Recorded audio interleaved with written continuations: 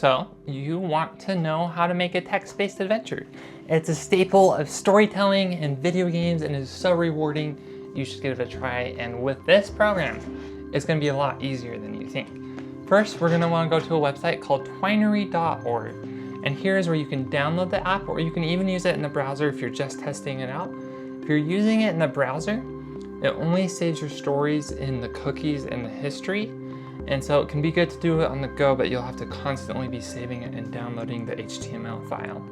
Yes, these make it in HTML, which is super awesome, because right as you finish, you can send a friend an HTML file that's like a kilobyte, and they click on it and their browser can run it. So everyone has the computer hardware to run it. They can do it on their phone.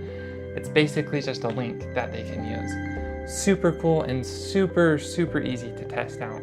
Once you have Twinery installed, you'll see this whole menu right here that's like just nothing. You're just gonna press new and make a new story. I have this one right here called demo, and it starts with this opening passage.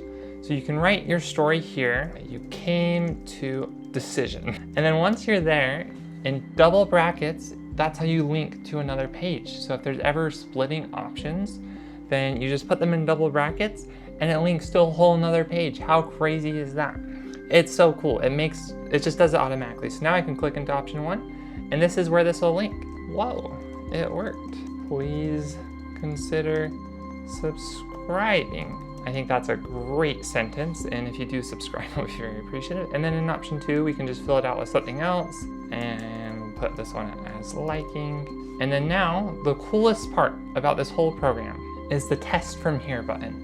You can press test from here, and then you can see it. It's immediately in Google, so this is no longer on my computer. I don't think I could send this link to someone. I'd have to send them the actual .html file, but whatever browser they have can run an HTML file.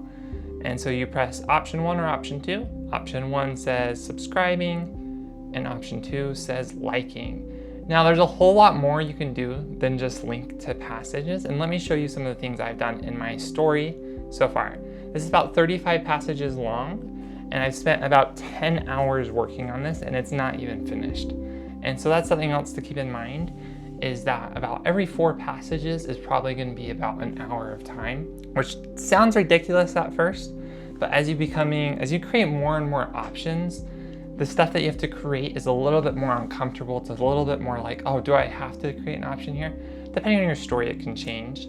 So with my story, something that's really cool is right in the opening, I have this thing in parentheses that says set, and then it's a $sign and a word, 2, and then I have a random number between 1 and 5. $sign is what indicates a variable in this program, and we're not going to go into any of the coding stuff. Don't worry, we're just focused on the storytelling.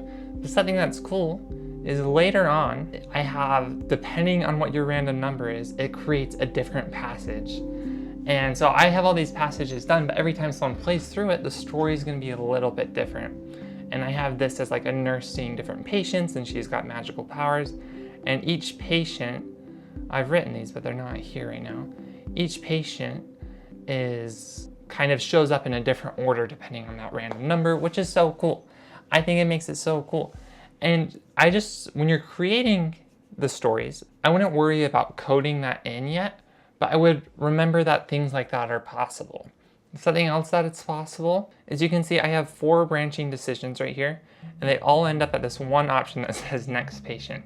In these different decisions, you can set variables. So this decision like ups the risk value. This decision like minuses the headache value. And you can just have variables be whatever you want. You can have variables set to true or false. You don't have to use numbers. And then later on, when you get to like the ending, you can have different options show up depending on what they pick. So even if everything's kind of going to the same place, you can still have these options that show up and branch later on, which is super cool. It makes it super easy at the beginning. There's this whole thing. The last thing right here is there's this button right next to macro, and that makes the comment text. And anything that's in here won't be read by the program.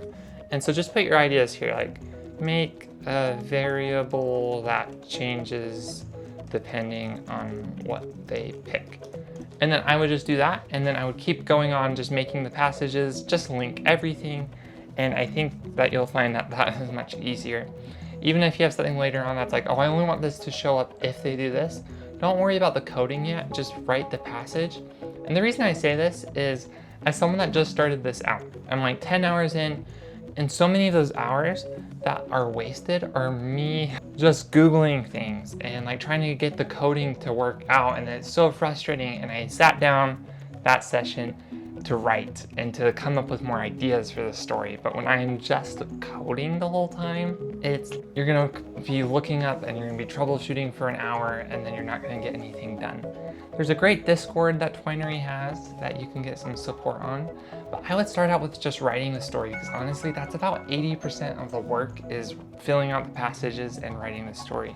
If you want to change the color of the text, if you want to change the font, make a comment that you want to do that, and then figure it out later. Once you finish the whole story, kind of just look at those comments and sit down one by one and figure it out. You're going to be surprised at how exhilarating it is to do the hard stuff and the technical stuff once the story is already in place. If you do it first, it's going to be so discouraging. And so that's how you make a simple text-based adventure. Let's run this one more time. You press test from here, and you can send this to friends. You can download the HTML file, and it takes up like a kilobyte. Honestly, it's like the same size as a photo. And every phone, every computer, anything that has access to the internet can open a .html file, so your friends can play test it and things. So like you question the patient deeper, and then you can kind of do all these things. This story is kind of contemporary, and so you can kind of do some weird things. And then, yeah, I have mine right now commented out, so the things that are in the future don't show up yet. And that's how you write a text-based adventure in 2026. If you liked the video, leave a like, and please consider subscribing.